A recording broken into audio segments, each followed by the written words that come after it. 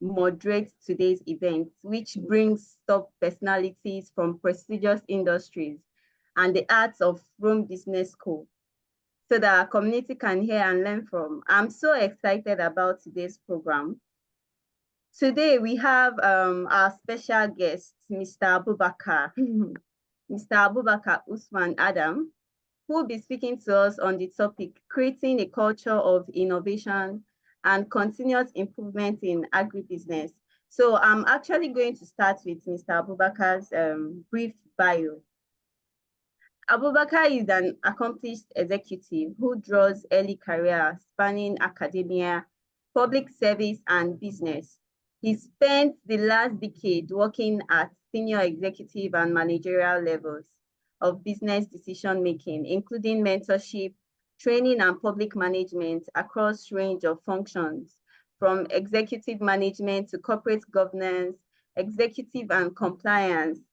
Mr. Abubakar is leading team of experts on driving a unique and innovative agronomic practices like the climate smart and regenerative agricultural initiatives that are in tune with global agenda.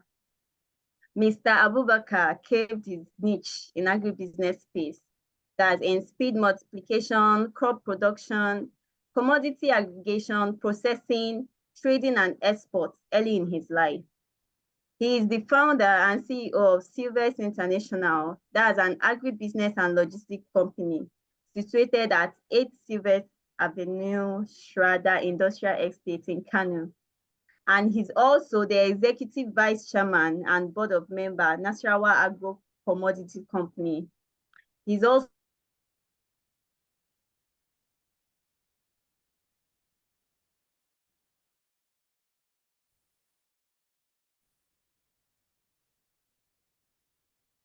a board of member, Kadume Green Consortium, founding member, Living Carbon Jigawa. He also sits a number of boards. He is a strategic leader and highly skilled in extensive academia and professional trainings across different specializations and institutions. So he's a graduate of adult education and community development with upper second class division from Bayero University, Kano. However, Abubakar had early career transition, which necessitated the need for further skills and competencies. Hence, he acquired 3 different master's degrees in agribusiness management. 2023, executive from Rome Business School, Nigeria, master's in business and commercial law, 2018, and master's in social welfare with specialization in workforce welfare and productivity, both from BUK. He is a certified personal manager, fellow Chartered Institute of Human Resource Management, Lagos, 2020. He has participated in various conferences and capacity building trainings with other business leaders in Nigeria and overseas to review and analyze industry challenges, make projections, and profile solutions. Abubakar is a member of Nigerian Chamber of Commerce, Mines and Agriculture, Manufacturers Association of Nigeria, and Kano Professionals Forum. He is happily married with adorable children. Ladies and gentlemen, with a clap emoji, let's welcome Mr. Abubakar to take us in today's training. You're welcome, sir. Thank you very much. Yeah. Thank you. Thank you very much for the brief. It is really my pleasure to welcome you all to this afternoon on today's program of Business Leadership Development Program, and of course on a topic titled Creating Culture of Innovation and Continuous Improvement in Agribusiness. I'm really honored and humbled by this opportunity, and I thank the management for finding me fit to address you this afternoon on this very timely topic. And I hope that I will try to give my perspective from the industry as an industry player, not as an academician. And I hope that we'll together put heads together to bring a very, very innovative and lasting solutions to the food security challenge in the country. I'm looking forward to discuss more with you. So am I good to go? Yes, sir. Yes, you are. All right, thank you. Thank you. I think the topic is really very, very non-topic to all of us. There is nothing new, so to say, about the topic. But I strongly believe that as business leaders, we every day try to look inward to see how we can actually bring a black box thinking in managing our businesses. And we know that every blessed day, we face one challenge or the other, and that is why we are entrepreneurs. That is why we are business leaders, because our major function or responsibility is to innovatively solve problems. Now, I will not go deep into the concept of agribusiness. We know from the previous slides, you can just see two important contexts. Just an old man using a traditional method of farming, and of course, a young, charming, and corporate guy trying to use technology to address, to apply solutions to the agriculture. Now, we know from the very beginning of human civilization at different stages, we apply one innovation or the other. But the question is whether those innovations we are bringing every day are addressing the future problems or are addressing those problems at that time we are bringing them. So therefore, these innovations are evolving because our problems are also evolving. So we just have to be very dynamic. As the problem evolves, we also go with time and innovatively create solutions, please. Now, I went to start with some few questions. Because I'm sorry, I have little bias in crop production, so most of my discussions and examples might likely be along that value chain, but I believe it applies to many other subsectors within the agricultural value chain. Now, this is a very topical issue because it affects each and every one of us. Today, everybody, as civil servant, as business person, everyone, we eat rice. And we know rice has become another gold in this country.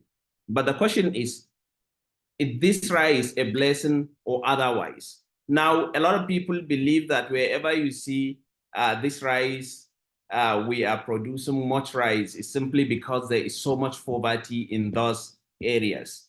For example, if you take the Asian countries like the Vietnam, India, Bangladesh, and of course the Myanmar and host of other countries that are that are leaders in the rice production, you will know, or you may agree with me, that these are countries that are really facing a lot of challenges that has to do with poverty or prosperity. Likewise, if you come to Africa, most of the countries producing this rice are also facing similar challenges. So what's the problem? And in some countries in Europe, they cannot even grow rice, paddy rice, simply because of the climatic conditions. So therefore, if this rice itself a poverty or a prosperity to all of us. But we know that these are really, really means of livelihood for our people. And we know that if truly we want to do something about it, we have to make sure that it's something we do with the kind of innovations that are in tune with every change of time. Now, the major question I went to ask us, today we are buying rice at the cost of 60, 70,000 per bag. But my argument always is that that is really outrageous. I'm a rice miller, I have a rice mill. My argument every day is that why are we not producing enough rice to sell at 20,000 or less than 20,000? And I can argue with superior facts that Nigeria, we can produce this rice below 25,000 and we can still make profit. Why?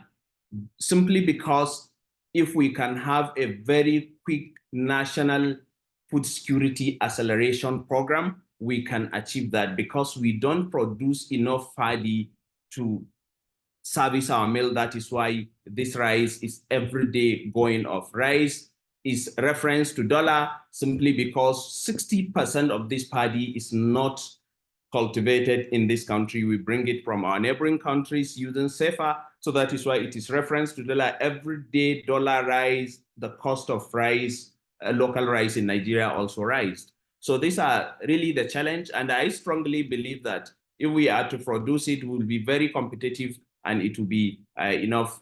We can provide enough for our rice mills. Next slide, please. Because we have already achieved sufficiency in terms of milling, but unfortunately, we have not achieved sufficiency in terms of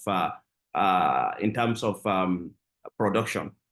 Now, because of exigencies of time, I will not take us into too much concepts. We already know, or we are already players in the value chain. We know what it entails. I will just try to remind us what we already know. These are really areas of focus. I mean, the areas of coverage of agribusiness. We know we are either in the back end doing the primary production, or we are at the middle doing aggregation, or we are appearing as buying license agent, or we are doing processing, or we are doing supplies or distribution, sales or marketing. These are really, really elaborate value chain which can strategically position any person who went to play a key role along the agricultural value chain. So it means in the agribusiness space, you can decide where to position yourself and take the maximum advantage because the value chain is very long and there is so much space for all of us to play a key role. Next slides, please. I also try to give additional highlights on the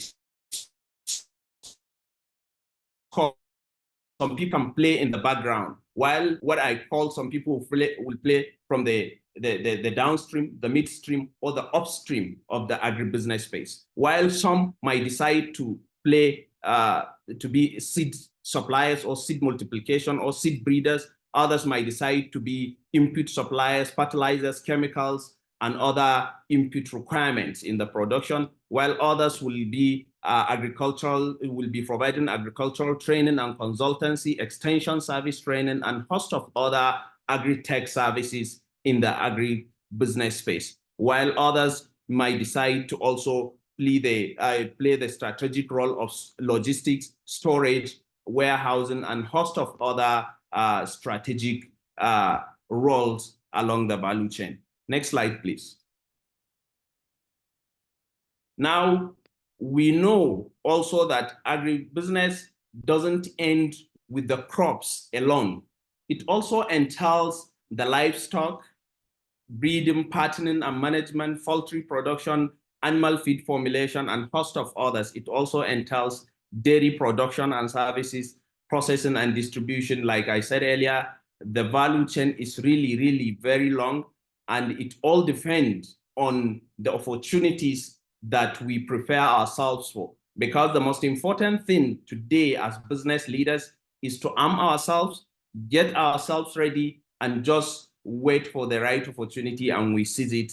And you can just, the rest will be a story, because all of us cannot be in the same place at the same time. So therefore, we have to have that expertise, that difference, where some people can play a role in a different side, while others might also play a role in different sides. So therefore, I appeal to us as business leaders to look into these opportunities and to look around and see how we can seize these opportunities, because some of us might not be far from these opportunities. Some of us are even sitting on this opportunity. So as business leaders, our major role is always to see opportunities in adversaries.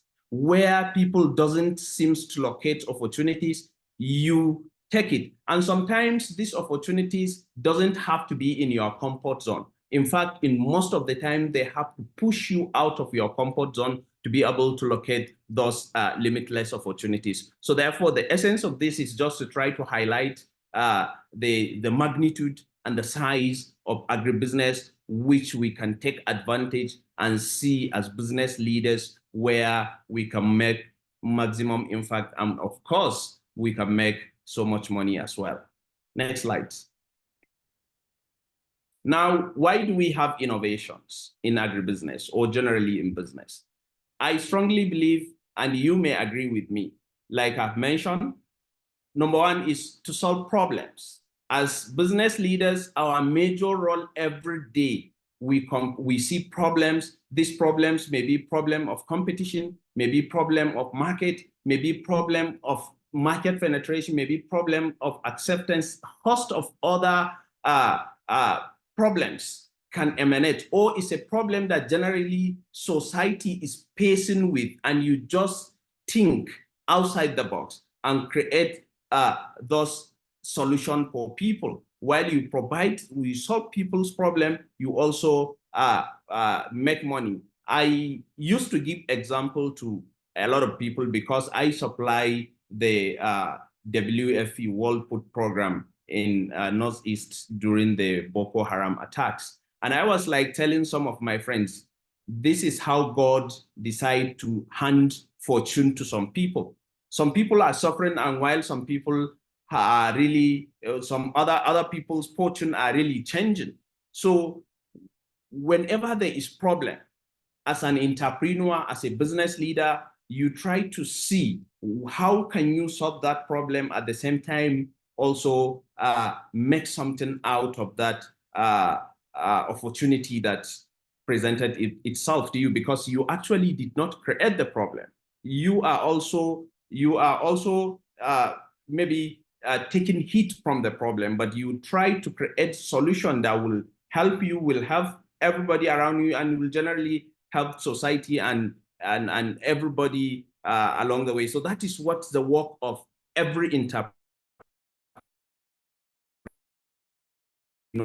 Number one is to make sure that we solve problem. Of course, we know uniqueness. We went to stand to be different. We went to do things differently. We went to do things in a different way. How can we stand out? How can we do things differently? And we know doing things differently will definitely position you in a very strategic position of advantage, which others might not have. For example, as an agribusiness company, today, what am I doing that is different from what others does? When I discover that most of agribusiness company in this part of the country engage in outgrower schemes, and most of these outgrowers in most of the time face serious challenges of recovery. And now we look at this problem, myself and my team, and we say, what are we going to do? We say, okay, let's approach 3 governments. And with these 3 governments, what we should do is to have a kind of nucleus farm that the state can grant us land that is our own, so that we clear it and we do large scale commercial farming, but micromanage.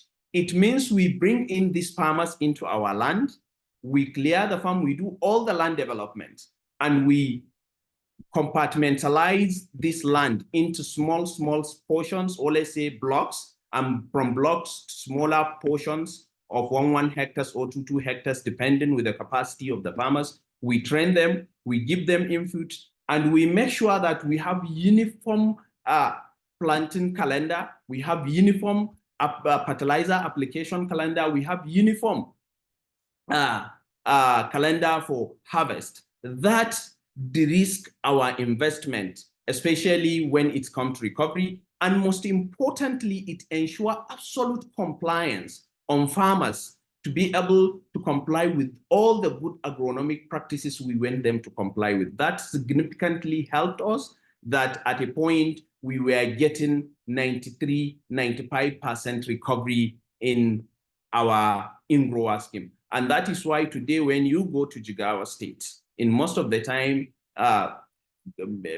senior people, senior government officials, when they come to visit fields in in Jigawa State, they visit our farms because of the amazing things we were able to achieve using this unique ways of doing things. Now, of course, we went to improve something. Sometimes we went to improve a product.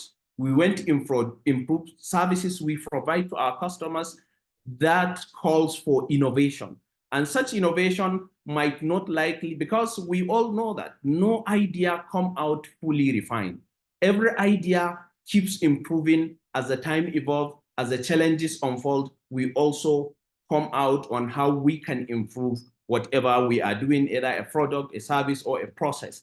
And we know that is what needs to be done. Of course, every business has objective of growth and expansion. That growth may be in the short term, long term, or medium term. And therefore, we may likely have an expansion strategy, maybe going into other places that are outside of our operation, maybe creating entirely a new market where we may not have advantage. Then, of course, we need to bring in innovation on how we can grow, because sometimes growth might not likely even good for some businesses because they were not ready at that time for that growth, or they are not ready for expansion. And so the moment they go for that expansion, it may likely be the even reason why the business may likely fail, because they were not ready for that expansion. Therefore, when you innovatively look at the situation, you went to grow, you went to innovate, you went to expand, then you have to give a touch and flavor of innovation to it to be able to achieve that. Of course, the major objective of every business is to make money. We went to make money, we went to make profit. Number one rule every day in business is not to lose money. How can we not lose money? Then the best way to do that is to also bring a touch of innovation, because we need to be creative, we need to be tactical, we need to be strategic on how to create money, block leakages, and make sure that we are making the best profit we can. One example I would like to give here is in my rice mill. At a point when down sometimes last year, I look at the numbers, they doesn't make business sense to me. Every day at a time we are spending from 700 to 1 million naira in a diesel. And our energy share cost of production whenever we use diesel cost us around 750 to 850 per kilowatt hour. So therefore, but when I use NEFA, or when we use KEDCO power from the national grid, we usually, the highest we can have is 86 naira. So therefore, we know that we are making profit today because the competition is less, but how can we also block that? Because by the end of the month, we spend around 25 million on diesel alone. So 25 million is not small money for a growing business to say that we should continue to allow that to keep going. Then we have to innovatively make sure that we bring that profit to our pocket, and innovation is definitely needed for you to achieve that. Of course, customer centricity is also important, because customers are our king. Whatever we do, we have to make sure that we have a very good feedback mechanism from our customers. What we are doing is in tune with what the market demand is, in tune with what customers need, so that we can ensure that that product or services we are providing is in tune with what the market needs. And therefore, innovation is also required for us to achieve that. Next slide, please. Now, what are the bottlenecks?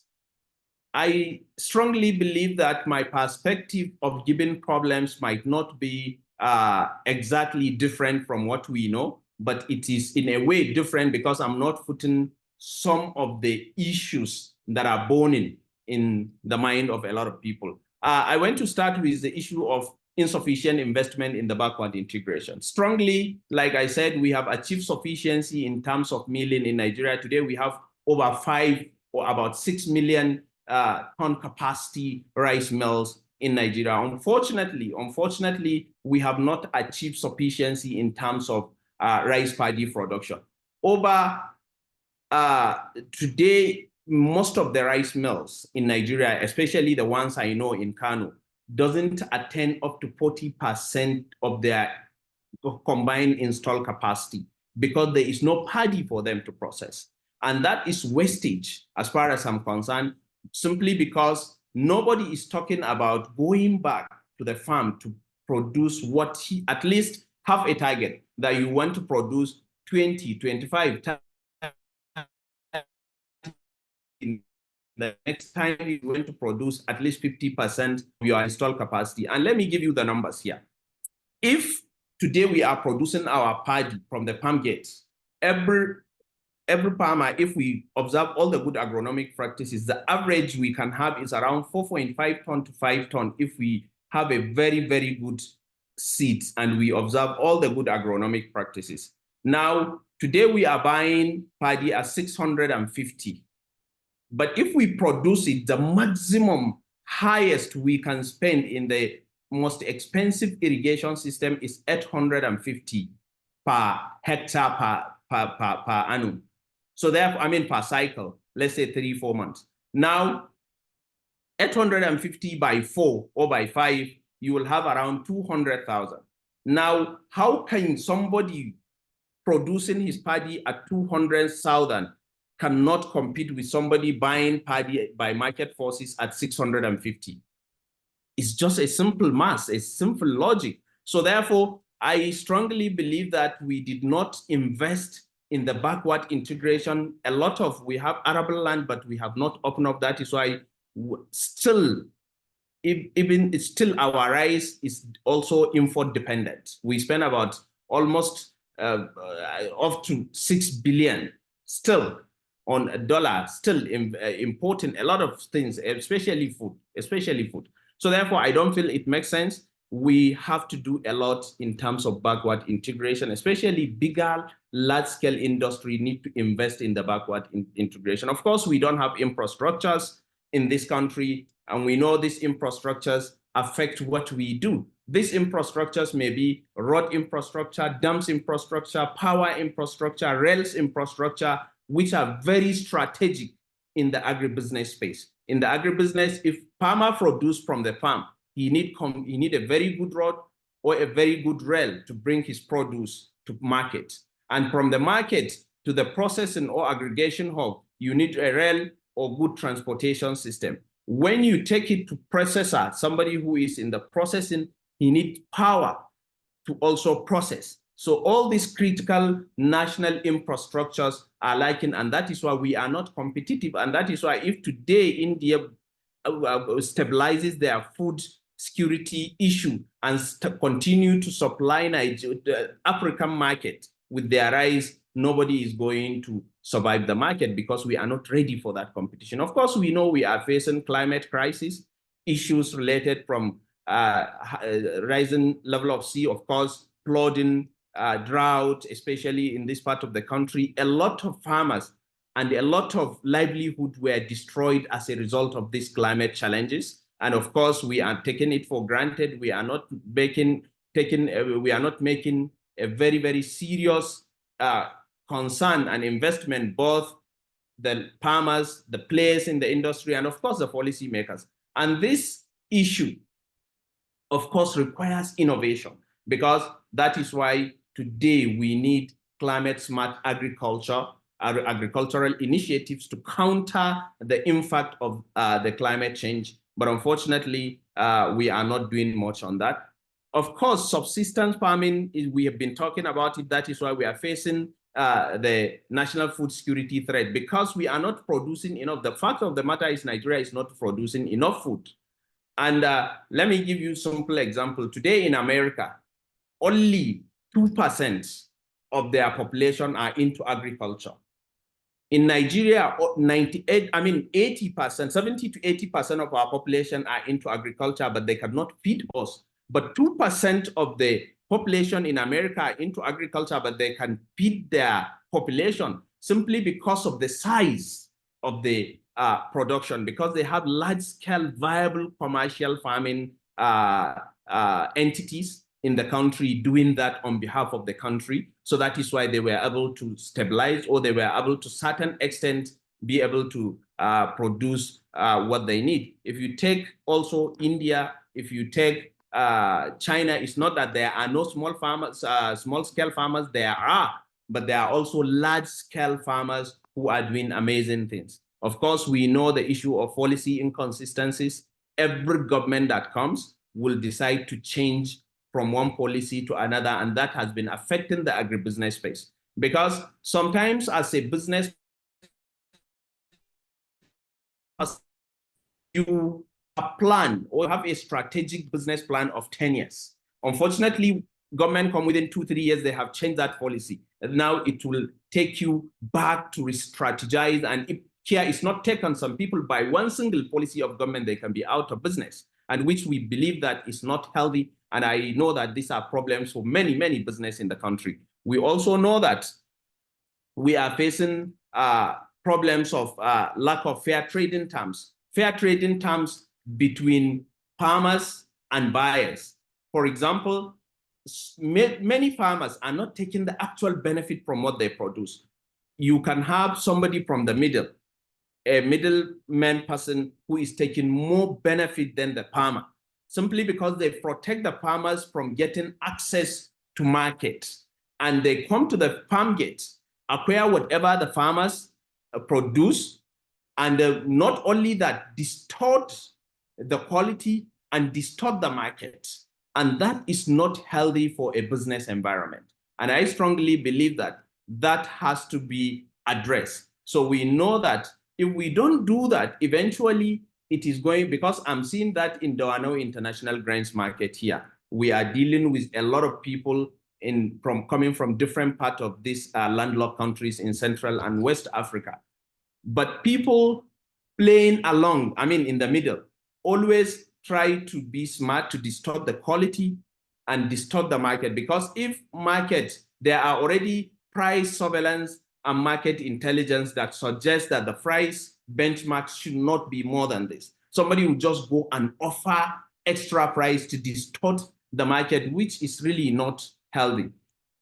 Another challenge that I'm really concerned about, of course, is the lack of synergy.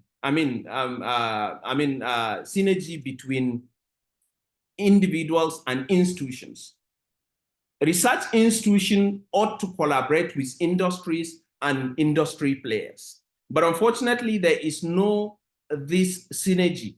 Universities and research institutions are doing something different. Industry players are doing something different. That is why university will produce manpower that is not in tune with what the industry requires. And that is why a lot of researches that those research institution doesn't have mandate to replicate, because they don't have the mandate to replicate those ideas into a commercial or viable business entities. But by relating with industry or business leaders, such ideas can be translated. It's a vision that can be, or that the original vision can be translated into practical and realistic solutions, and of course become a business solution to people. Unfortunately, a lot of people, we doesn't seem to see that. Of course, another major challenge is a lack of corporatization and poor ownership structure. In this part of the world especially, our businesses are not highly corporatized and are not fully structured in such a way they are not prepared to be bankable. They are not prepared to receive investment. They are not prepared to receive funding. I just feel that today I'm the owner and founder of my business. And in the event, if I'm sick, my business is sick. If I'm dead, my business is dead.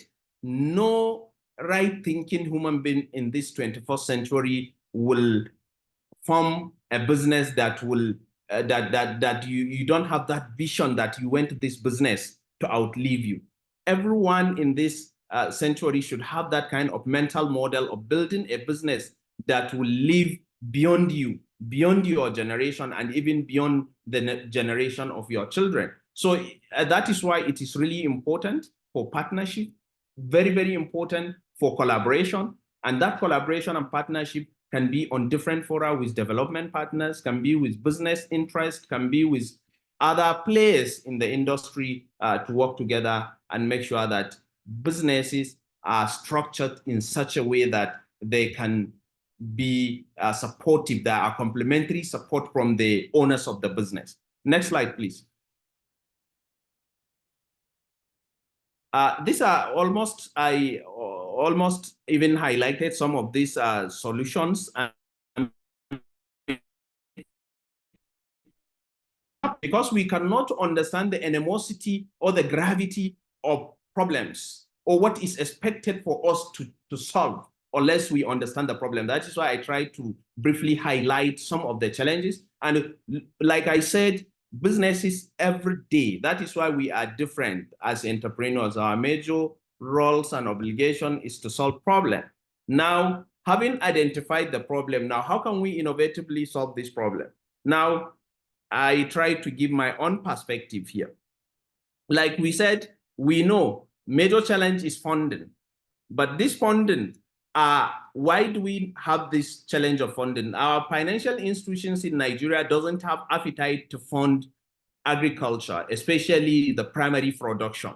So therefore, for us to do that as players in the agribusiness space, what is expected of us is to try to explore the opportunities of impact investments, patient capital, and cheaper funds that we know can, of course, and those funds are readily available in some fora. All you need to do is to make your business ready and dive much, you can have access to these funds. Some of these funds are development funds. Some of these funds are just impact funds, sometimes even zero interest on them, because these crazy interest rates from the commercial banking might not be of help to especially primary production.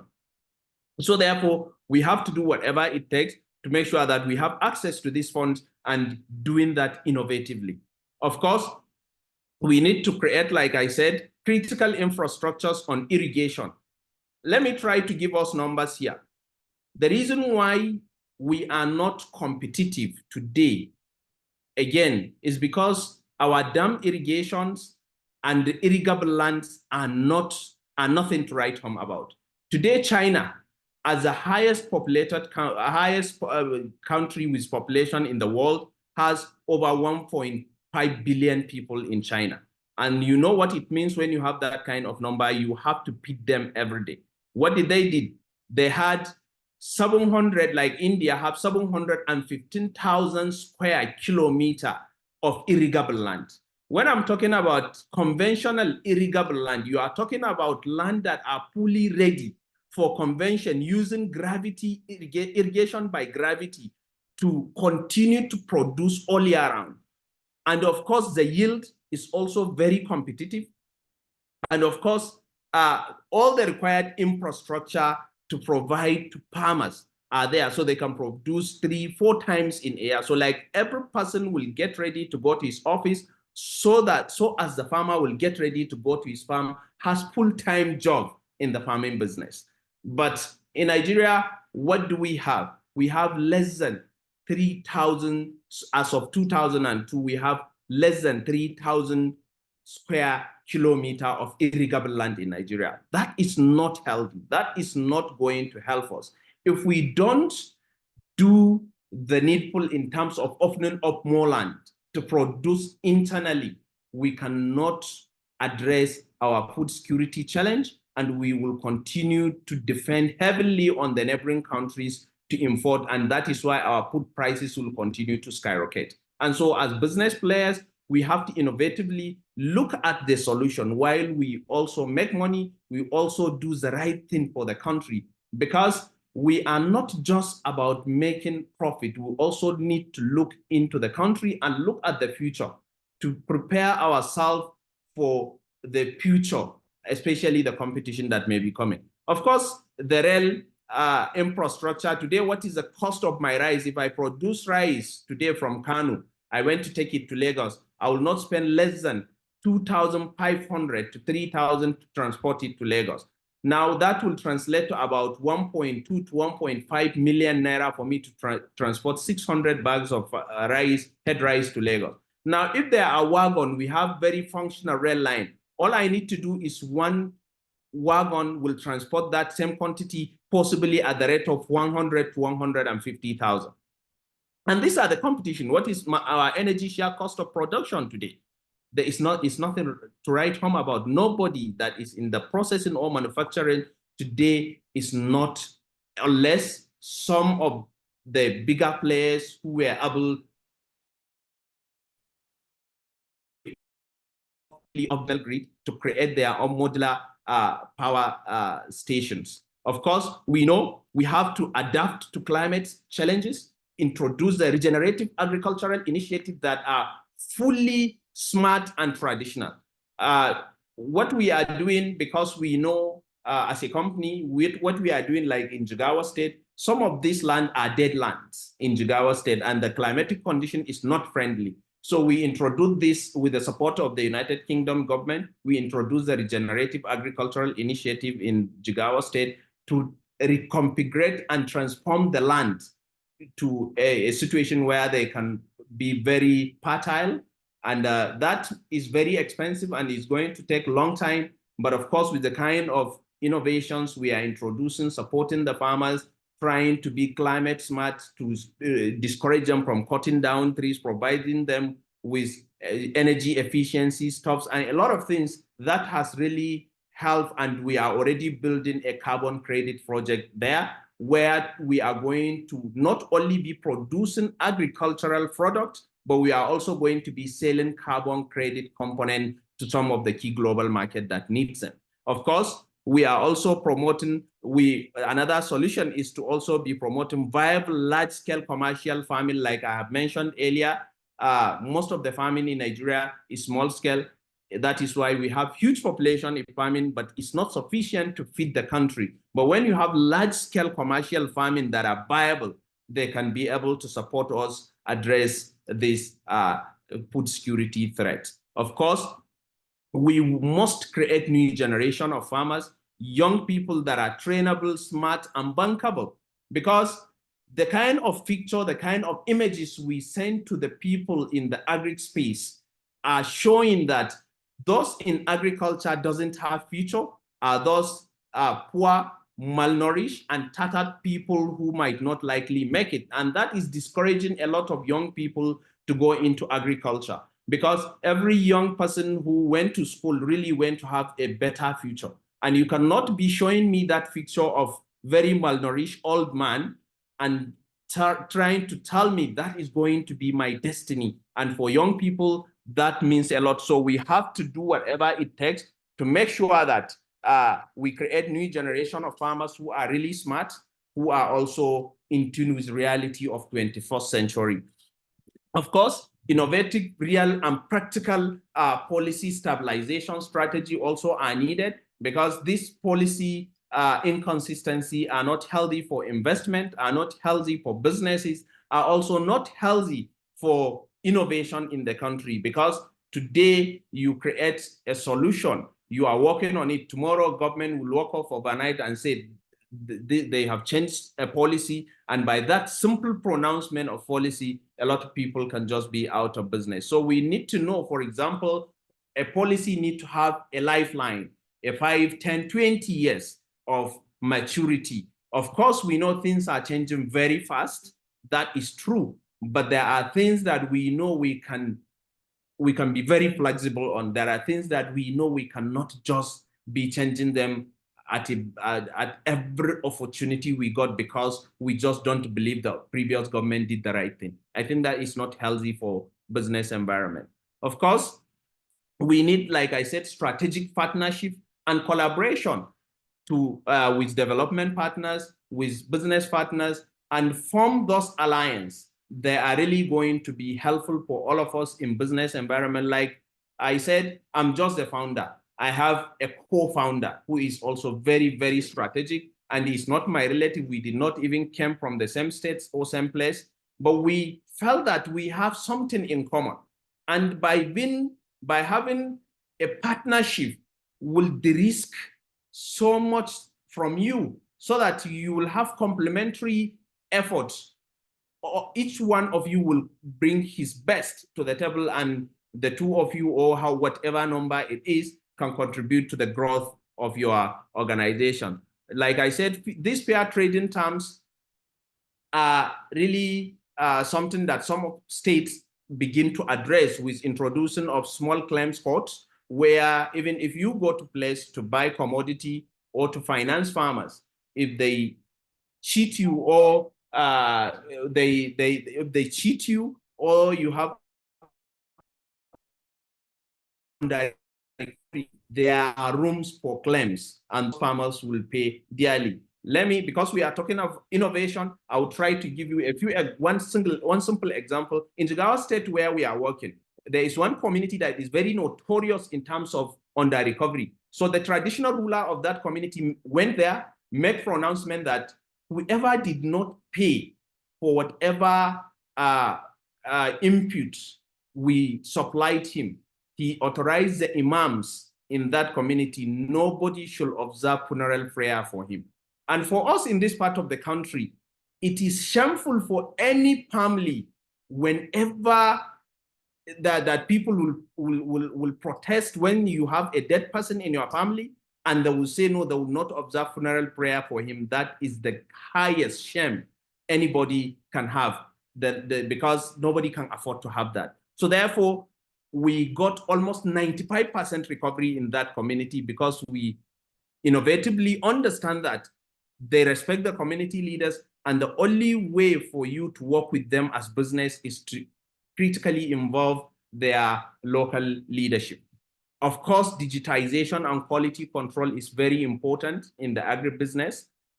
Quality has been an issue, especially in some key global markets. Some of our product has been banned simply because we did not comply with the quality issues. And those quality issues start from the farm gate.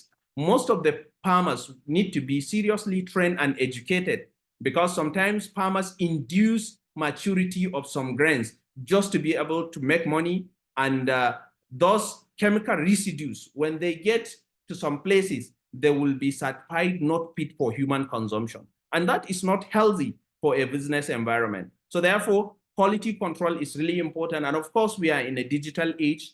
That is why today in the Regenerative Agriculture Initiative, we are doing one of the innovation of it is today from the comfort of my office here, I can open my screen and click on we have over 34,000 farmers on one single platform called Regenerative Agriculture Platform. It was actually sponsored by UK government for us to build a platform. And in that platform, I have the data of every farmer, real data, not real farmers, not political farmers, and real data bio of every farmer. And with one single click, I can see up to 6 centimeters below the soil of that farmer. And I can understand from here if that farmer applies chemical that we gave him or no.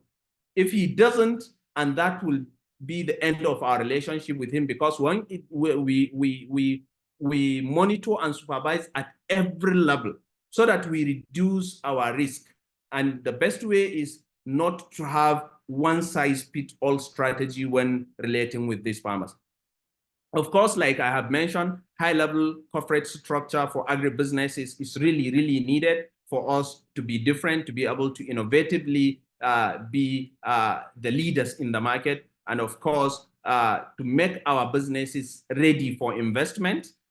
It's not something that you do overnight. It will take time. You need to build those records. You need to build those reputations, because those are the things that they will use to judge you in the boardroom where you are not there to defend yourself.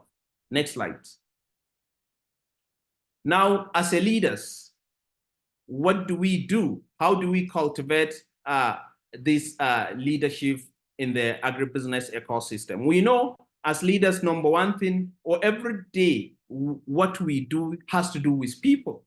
So therefore, we need to hunt this talent. We need to assemble the best of the team we can think of. That's the best may not be the best in the world, but the best we can lay our hand on. And these people need to be appreciated, need to be given an opportunity, a free hand to think and formulate their own thoughts, so that you doesn't have to micromanage them. Because once you employ people, you doesn't have to be the most brilliant person. Don't just think that because you are the founder or the business owner, you have monopoly of ideas. No, be a very good listening leader. Listen to your people. Sometimes the best idea you will have it will come from the very lowest level of the cadre in your employees. And I can tell you for free that at the end of the day, it may be the saving grace for you or your survival kit in the business. So therefore, we have to appreciate and listen to the people we employ. And of course, those people, like I've said, has to be some of the best talent you can lay your hand on. Then you have to clearly spell out the purpose of the organization as a leader. You know, this is where you want to be. This is what you want to achieve, and this is how you want it to be. So you provide guidance, you influence them to do the right thing, and you make sure that they are going in the right direction as a leader. That is very, very key as a business leader in managing your business. Of course, we have processes, and those processes we have to ensure certain level of compliance or high level of compliance, but still, even at that, we have to understand that we have to give room for flexibility, because sometimes not everything that is in the book that is true. Once you get to the reality when you get to the field, some realities might change. So as a captain, when the storm changes, you also need to, as a captain, also change how to sail, because otherwise, if you keep navigating or going through the same route, you might likely sink the ship together with everybody on board. So as a leader, we have to exploit these opportunities to make sure that we provide this enabling environment. Of course, innovation cannot come innovation cannot come if you don't have quality leadership. And innovation will come once you have conviction of what you are doing. You believe in what you are doing. You know it's the right thing to do. And you have clarity of purpose that you have mentioned earlier. There should be no room for ambiguity, that this is what you want to do. It has to be clear and self-explanatory. Then you must have the team that is capable of translating such vision into reality. Of course, like I have mentioned, you need to cultivate coalition, collaboration, and partnership with other industry players, because in most of the time, you need cooperation, not competition. Competition comes after the cooperation, so that you survive the market first and protect area of operation. Of course, after that, you need efficiency, and such efficiency will only come when you have high level of performance, your productivity has increased, and you have the best of results, and you have that certain level of accomplishment. You have achieved what you have set yourself from the beginning, that you have arrived where you want to be. Is that enough? No, it's not enough. Then you have to have a very good feedback mechanism where you can get feedback, because you are, like I said, you are dealing with people either as your team, as your employees, as customers, as clients, as whatever. We are dealing with people. So we should have a very efficient feedback mechanism system where we get feedback on our product, on our services, so that we go to the improvement. From there, we continue to improve whatever we are doing. And with such level of improvement, I strongly believe that whatever business we are doing as a business leaders will definitely be something that will sell, and people will get to locate us, whether we are living in the highest mountain or the remotest jungle. In summary, what was I saying? That creating culture of innovation and continuous improvement in agribusiness first require multidimensional approach. So like I said, there is no one size fit all. Our businesses are different. Sometimes you look inward, you look at your business and see what works for you might not work for Mr. A, or what works for you may not, but the principles in most of the time are the same. What are you going to do to make sure that you bring in resilience, creativity, and continuous learning to continue to be an inspiring leader? Even in the toxic environment where you are operating, it may not be easy, of course, but you just have to have that spirit of resilience. The culture for passion and commitment is also key, because you need to love what you are doing and be committed to it, because once you get involved, there is no going back. And with that, I strongly believe that you are going to build a very successful empire that is going to be an example for others to look onto you for strength and guidance. I hope this brief presentation answers some of the few things we are here for. I thank you very much for listening, and thank you for the opportunity. I'll be ready for the comments. Thank you. All right, thank you so much, Mr. Abubakar. It was really quite an insightful one and a wonderful presentation. Even the students are so happy, and they are really really impressed with the presentation. So for everyone, if you would like to ask questions, or if you have questions to ask, you can drop it on the chat box. We would actually take it from there. But before then, you can just drop your questions now. But before we go into questions, I would like to invite Mr. Sam Igwe. Mr. Sam, are you on the call? I would like to invite Mr. Sam Igwe to come and address us. Mr. Sam, please, are you on the call?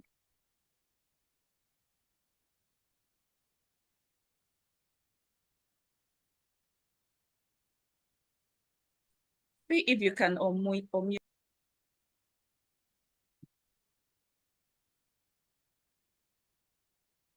I can't. Mr. Sam.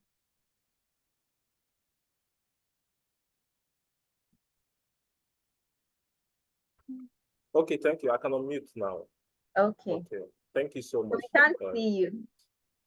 My video is on, so maybe I need to be spotlighted. Thank you so much, Mr. Abubakar, and thank you so much. Okay, I believe you can see me now, Shamaka. Yes.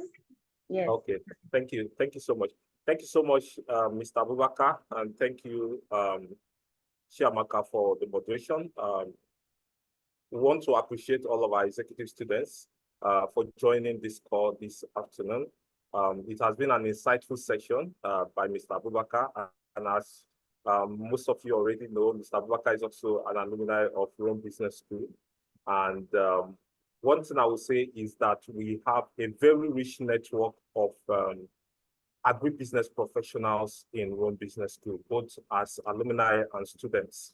And I want every one of us on the call to take advantage of this. Even if you're not in agribusiness, with this presentation today, you will see that there's a lot of opportunity in the space, and we can key in across the various value chain that he has mentioned.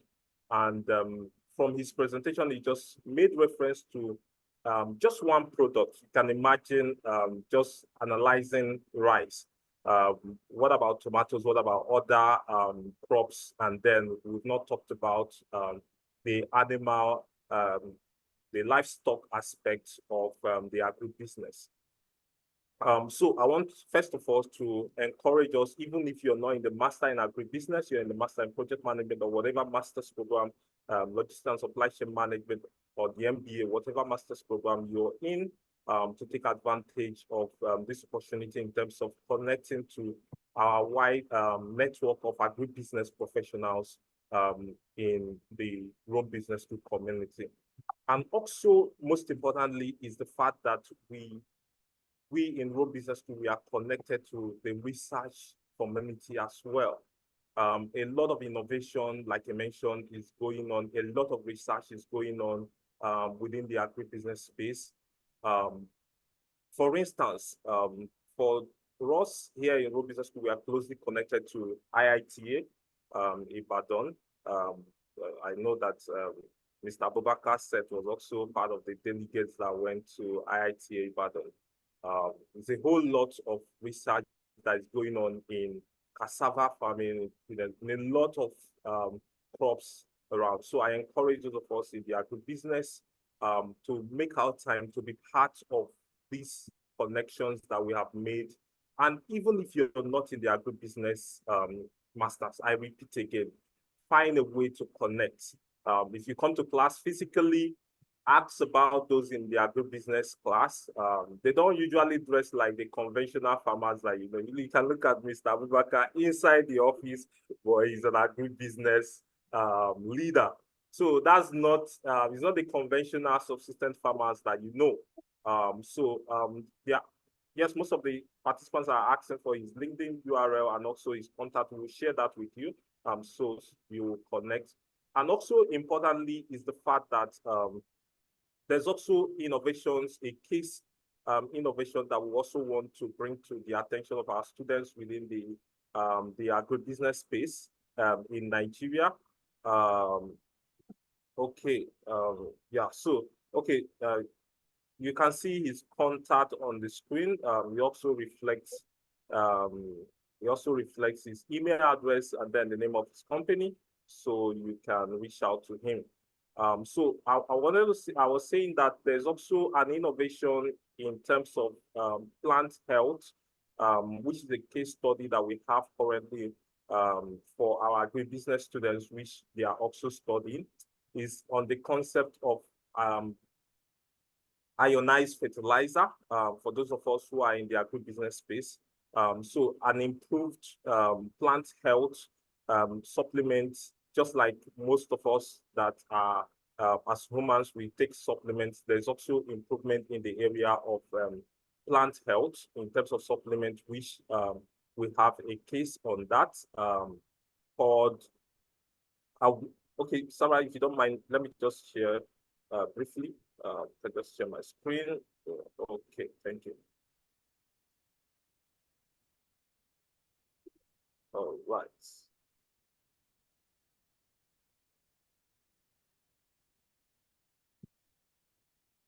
So this is the case study for us now that we're looking at, is on ionized fertilizer that is also part of the innovation in the agribusiness space for plant health. So this ionized fertilizer also helps in improving the health of the plants across the different crops that are currently being grown in Nigeria. We're also studying the farms currently that they are utilizing it both in Akwa Ibom and also in the northern parts of Nigeria to see its adoption in the country, Nigeria. And this improved and ionized fertilizer is already in the country for those of us who are intending to move into the space of the agribusiness, or those of us that are already into crop protection in terms of improving yield.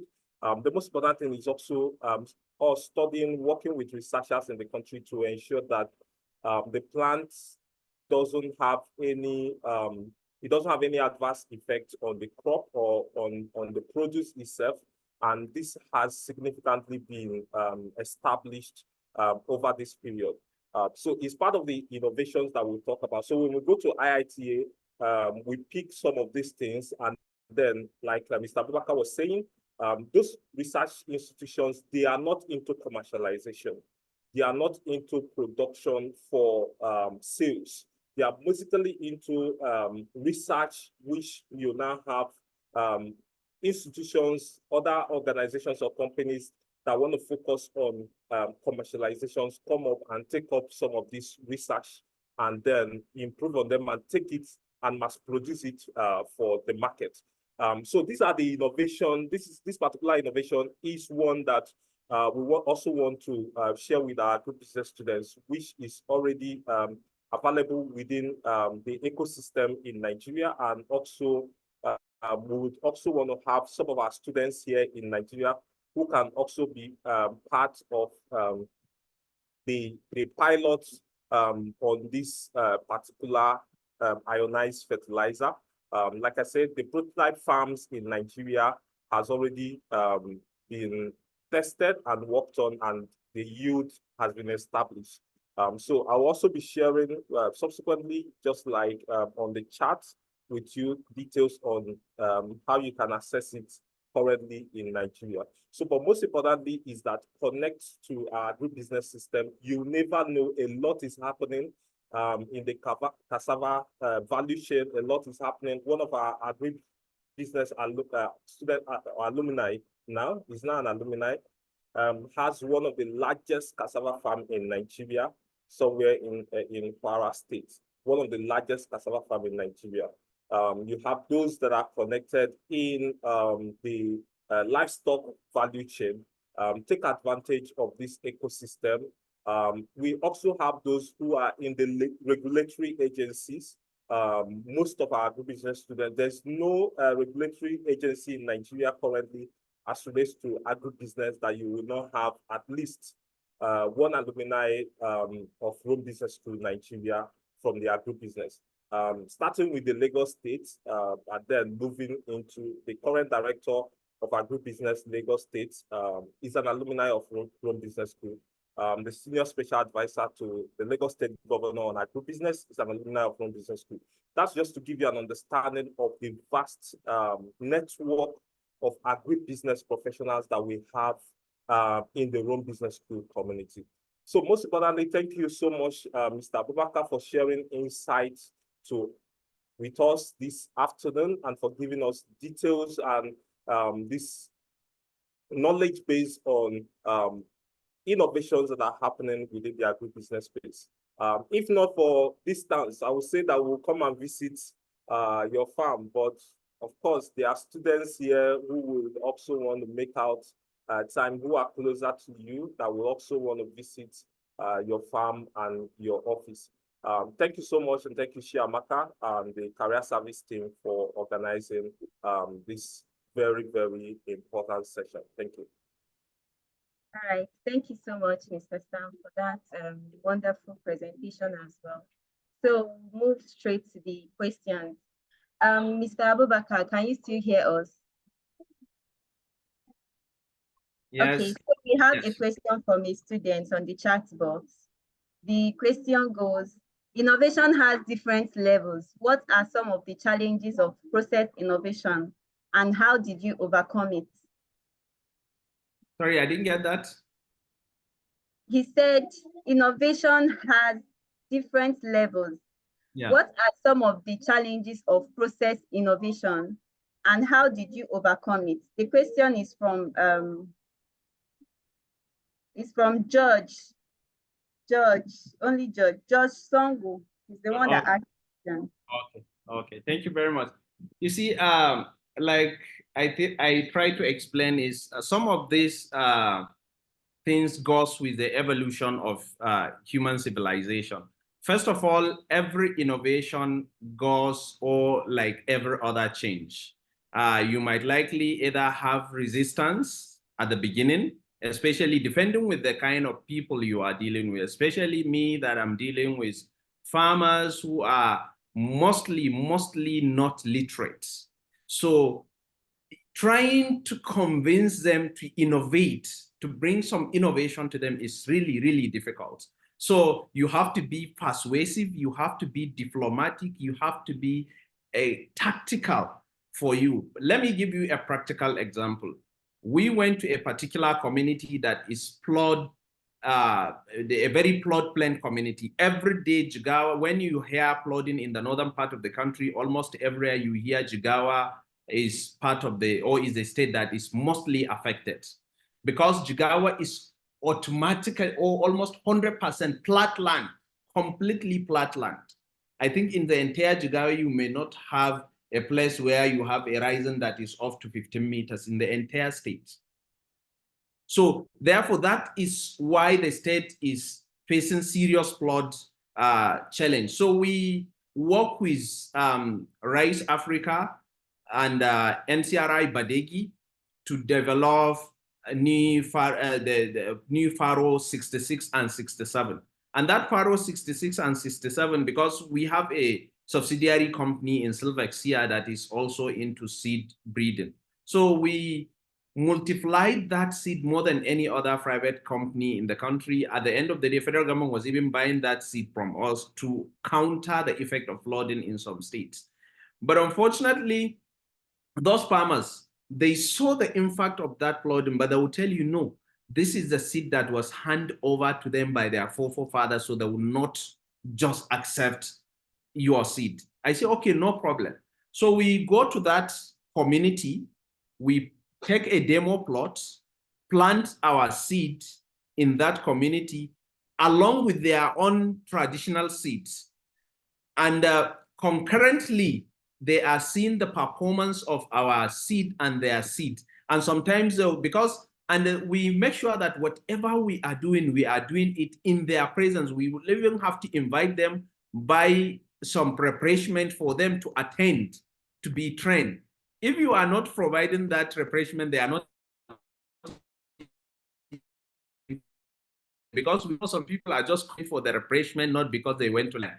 But yet, we make sure that we provide that refreshment just to make sure that whatever we do is in their own presence, we do it in their presence, so that tomorrow they will not say that we have some magic or we use some magic, to do some things that they don't believe. So we do it in their presence. And at the end of the day, we got the best yield and the best performance from that demo floor. Do you know what happened? Surprisingly, they stole everything from that plot. They make sure that they left us with nothing, and such was our plan. We know when they see the performance, they will not allow us to take out the grain, and that was our plan.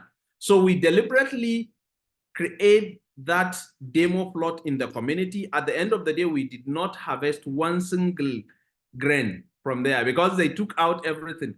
But our intention was to change the seed of the community, but strategically and innovatively.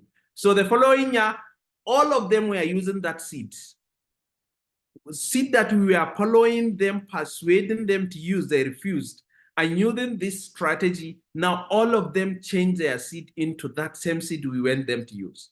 So working with this kind of people, you have to study their mental model, you have to understand their psychology before you can bring some innovations that will work with them. Secondly, I believe strongly that for us in the agribusiness space, like I said, there are no one-size-fits-all. Because when you say you are going to replicate every single strategy or innovation that works somewhere and bring it exactly the way it works elsewhere and bring it in a particular community, you are likely going to fail. Because these communities might not be the same. Perhaps, likely, the crops of interest might likely not be the same. Most likely, the fertility or the soil condition, or the climatic condition might not be the same. A lot of variables you need to look into for you to try to innovate and see that you modify it to suit the need of that very particular community. For me and for us here in our organization, that is the kind of innovation we've been trying to use. We are doing something different, but at the same time, we are also doing it with caution to make sure that it is also yielding a result without necessary disruptions. So it depends with what you are doing, but there are serious challenges. Absolutely, once you are bringing such kind of innovation, you can either have resistance or you can have costs of doing it. For example, we also brought another innovation with the support of the Foreign and Commonwealth Development Office of using climate smart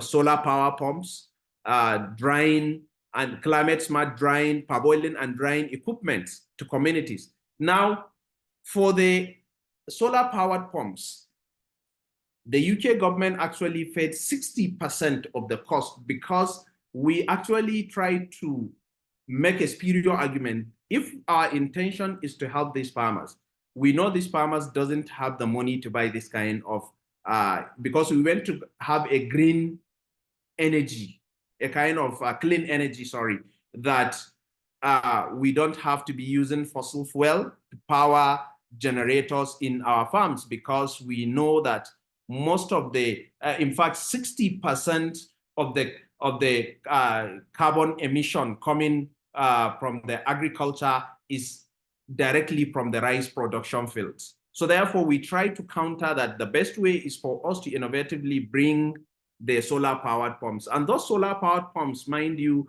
really, really helped. So 60% of it was paid by the UK government. And these farmers, once they so few of them acquired those solar power pumps, I can tell you the next season what happened. Almost all of the community came to say they went to buy it when already because of this exchange rate, it was already almost doubled. So what happened? We now say, okay, we can have a cross guarantee for you to buy it yourself, because they all see the benefits.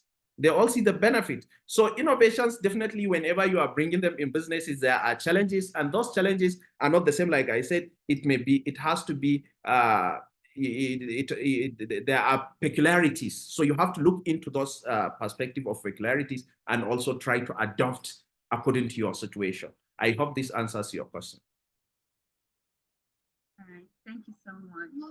George, I hope that answers your question, actually. Another question from Adidayo. He's asking, how do you mean by aggregation under the value chain? And how do we drive down these policies, innovation and profitable practices to the government and the grassroots to achieve great results?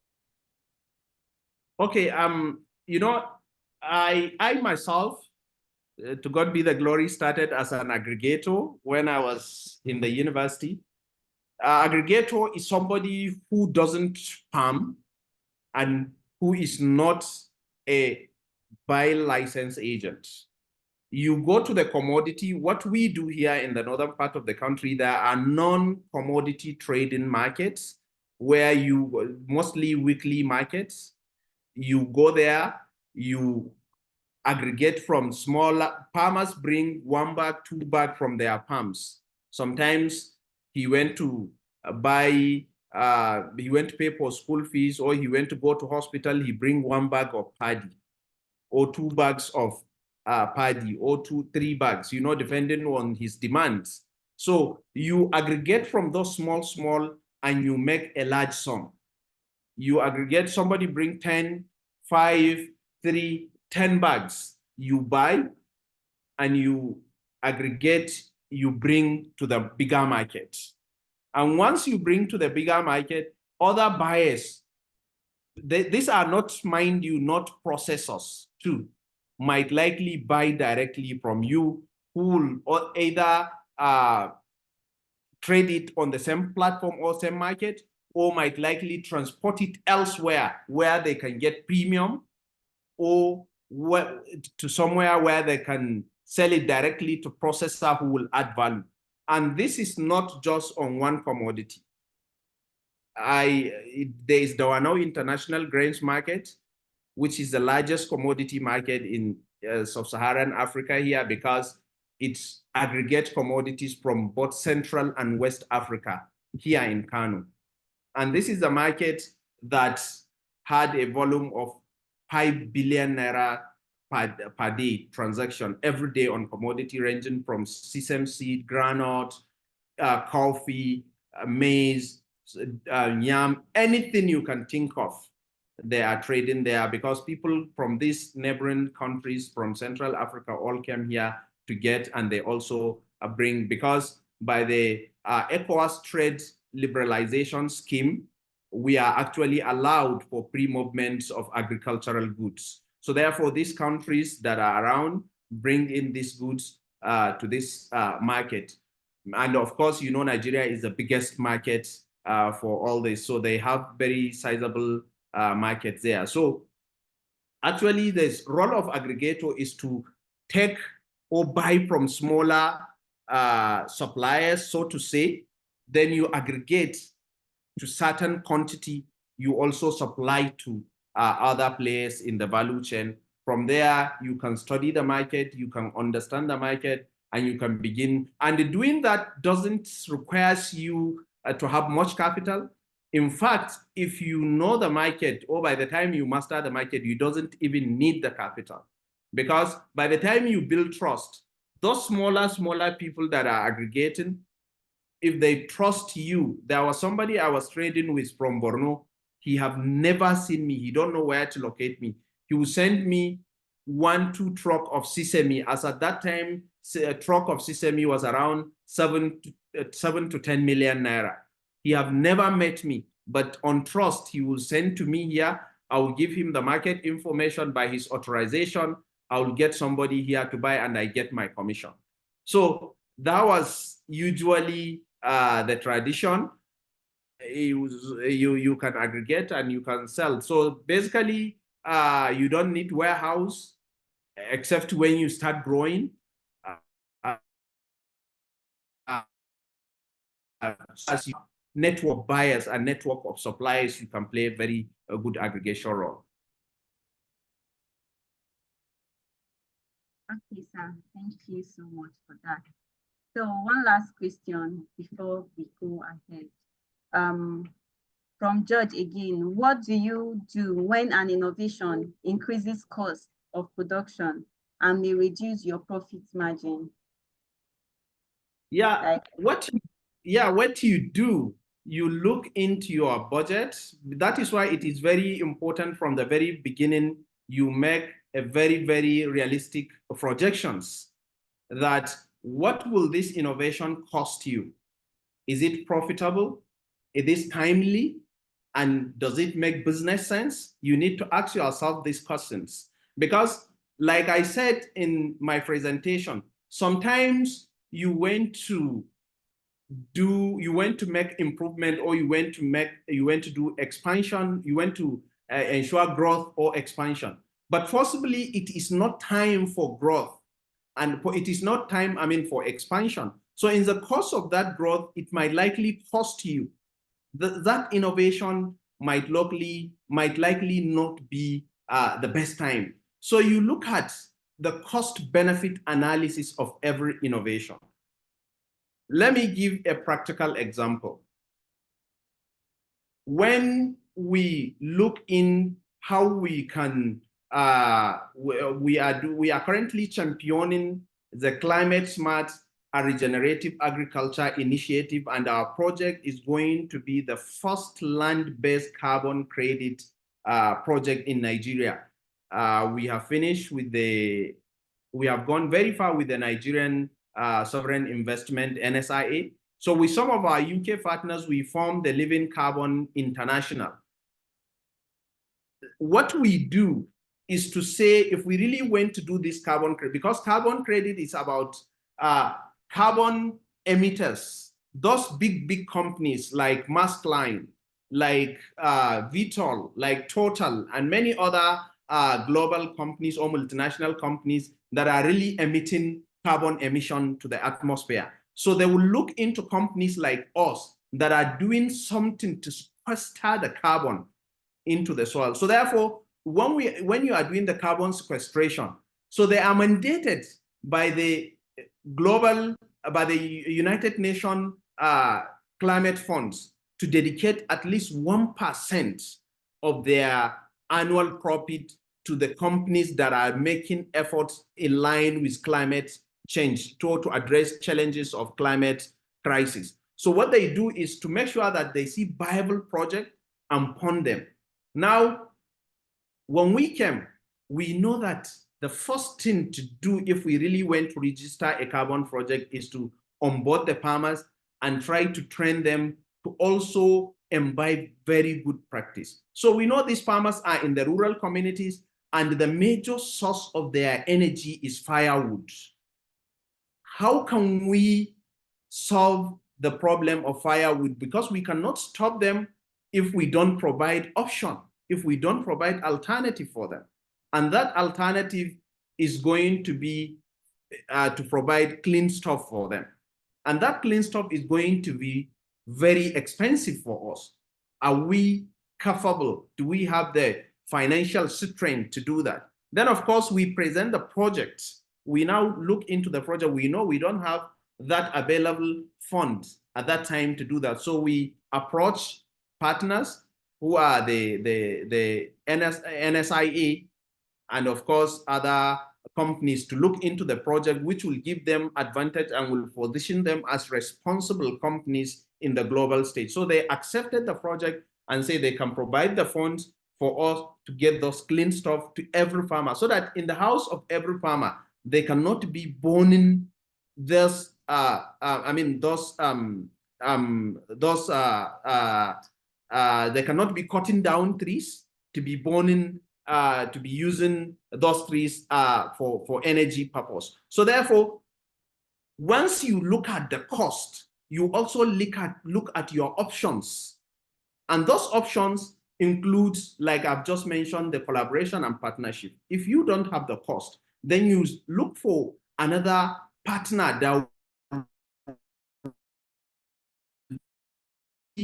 complementary role for you while achieving that objective. So innovation every day, like I said, is looking inward as a business leader to see how you can position yourself well and take a very, very good opportunity as it's unveiled itself. I hope also this answer your question. Yeah. Mr. Adeyemi, you've been raising your hand since, so please, you can unmute yourself and ask your question.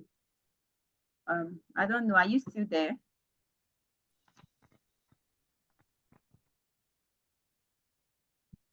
Mr. Adeyemi? Maria, can you hear us? Yes, can you hear me? Yes, we can. Good afternoon. Thank you so much, Mr. Abubakar. Wonderful presentation, I must say, and well done to yourself and your team. And two questions I would just like to ask is, one, how do you think we... Can you hear me? Sorry, I didn't get that.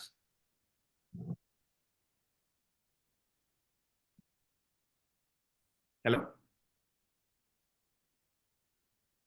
Adeyemi? Adeyemi, can you hear us? Okay, I can hear you. Can you hear me again? Okay, Yes. now I can hear you, please. All right. Sorry, I was saying, I said, wonderful work yourself and your team are doing.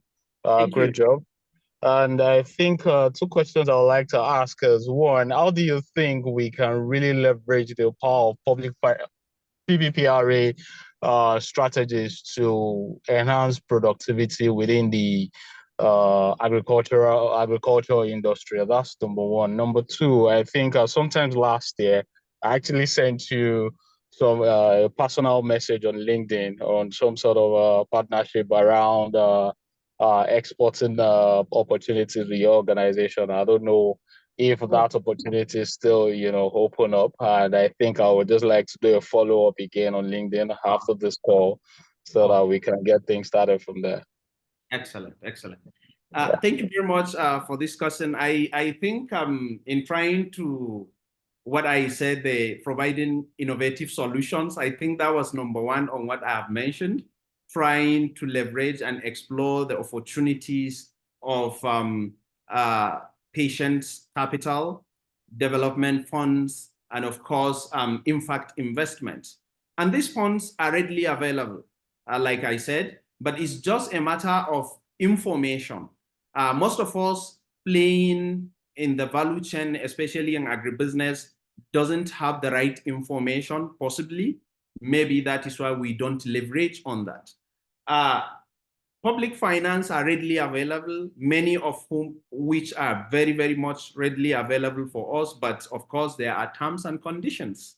Are we really capable and ready for that to take that opportunity? If you take, for example, exports finance, for example, Nexim Bank, there are funds available, for example, for people who want to go into exports.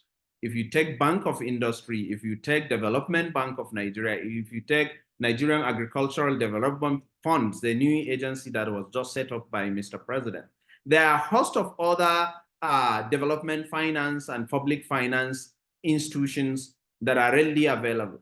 But the issue is always that of whether or not those institutions are devoid of political involvement.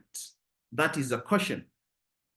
I have never, a lot of development finance approached me and my team, but our fear always is that how can we be apolitical? How can this process be devoid of politics? Because I don't have the energy for a divided attention where today I'm doing my business, but I have to be doing something that outside the outside what we agree as a policy, as a corporate entity to do. So therefore, these are the key issues. But I strongly believe that if we can have very realistic and workable development finance, public finance is definitely going to be a major game changer for businesses, and especially in private sector. And of course, I must commend most like Bank of Industry,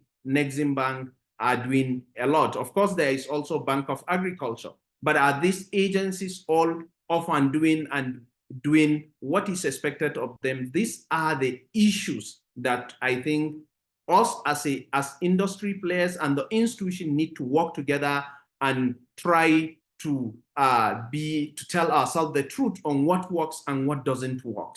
Because sometimes people sit in the office to just read reports or receive reports and work on it without validating some of the facts on ground. And that is really, really not healthy for a business environment. So as a business person who is very serious, you just have to sometimes deal with what you have at your hand, not because it's the best thing for you, but I strongly believe that leveraging on public finance is really, or a funding that is public-private is really going to be the game changer for every player along the value chain. And on the issue of I apologize for not following. Sometimes I have so much on my plate that I get overwhelmed, but I can assure you that immediately after this, you just drop me your message. I'll quickly reply, and I assure you that we'll take it forward from there, and as soon as possible, we'll try to do some business. Thank you. I hope this addressed the question. Yeah, thank you so much, sir. I think we already we stayed long and we allotted our time. So I'll just briefly invite Mr. Idu to briefly speak on the RBSM program. But before then, Mr. Abubakar is on.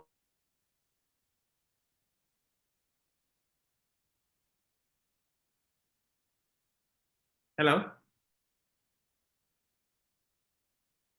Hello? On LinkedIn.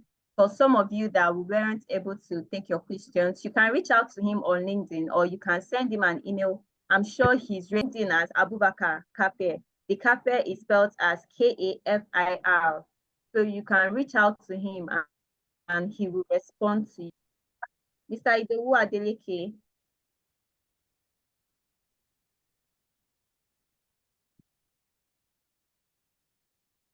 All this section. As a sincere appreciation to Mr. Abubakar Usman for the very insightful section we've had today. I believe the audience would quite agree with me that it's been a very wonderful one, being on this section. A sincere appreciation to you, sir. Thank you very much. And to the moderator, it's been a wonderful time. Thank you too for moderating this section. Chiamaka, thank you. My name is Idowu Adeleke. I'm account manager in the admissions department of Rome Business School. I'm just here to briefly tell you about Rome Business School and its offerings. Okay, so we have, as we currently speak, 20 master's programs, out of which we have 16 executive master's program and then 4 international master's program. Okay, and on this call, I believe that we have prospects as we have the students. So these are the values we offer to our students, extra values for them to get business insights on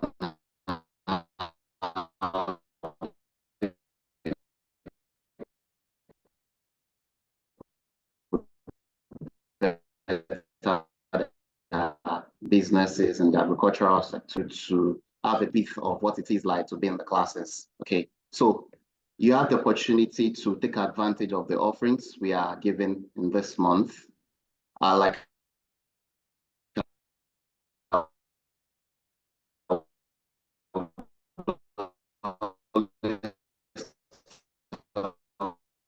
Hi, Idowu, can you hear us? Idowu, your voice is breaking up. Okay, could be the network. Hello, can you hear me clearly now, please? Yes, it's better. Okay, all right then.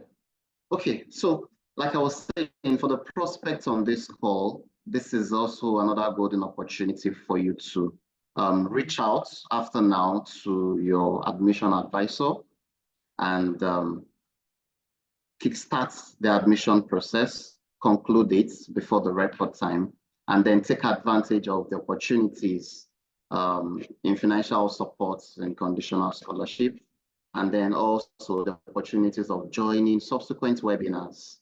These are strictly for our students. So if you're on this call and you're a prospect,